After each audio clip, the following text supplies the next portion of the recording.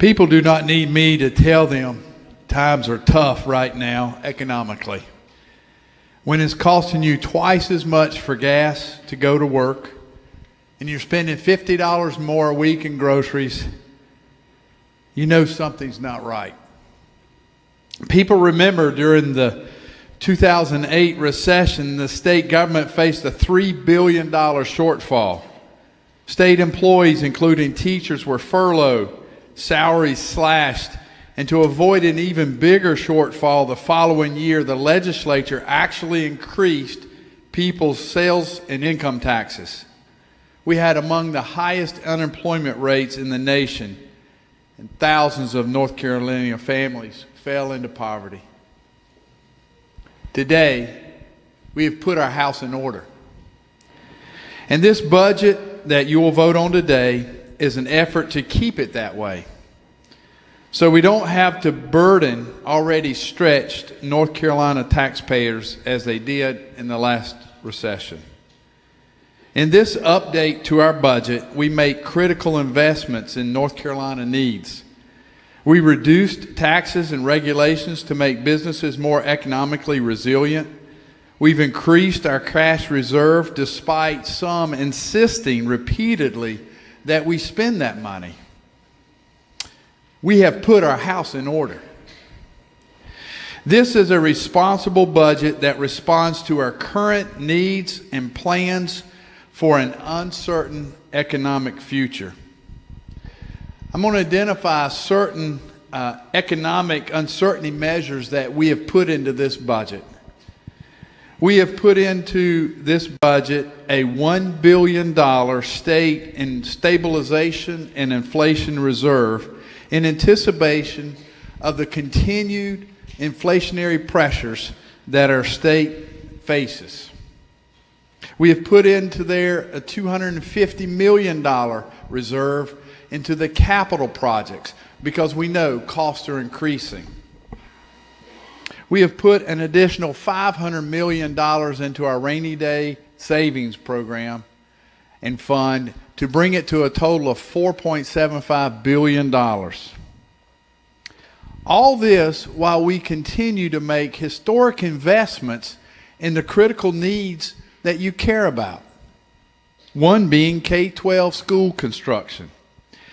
This budget places an extra $100 million together with the lottery funds, which now appropriates over 47% of the lottery to school construction, as it should, to invest in our K-12 school construction.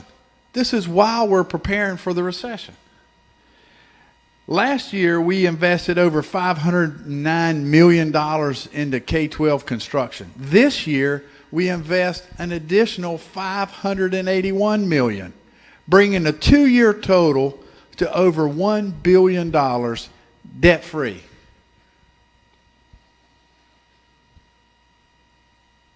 We have invested in our capital and infrastructure and fund between last year and this year of over $6.8 billion of state monies in 2 years going to needed capital infrastructure that serves our communities, our colleges, our universities, our state agencies, repair and renovations, and also the quality of life issues like our state parks and land and quality of life. This budget also appropriates over $833 million in water and sewer projects. The thing about that is, together with what we did with the federal and the state dollars last year, that's over $2.5 billion in water and sewer. We're providing these funds so that the critical needs of smaller water and sewer districts, so that they don't have to pass those costs along to those people back home and those families that are already having a struggle with higher utility bills. And lastly, we have spent in this budget additional dollars for transportation. This budget transfers 2% of the sales tax that goes to additional funding for transportation-related projects. Next year, that goes to 4%. And then finally, the third and following years, that goes to 6%. Ladies and gentlemen, over 3 years, we will put over $1.2 billion of additional monies to repair our roads and build new structures.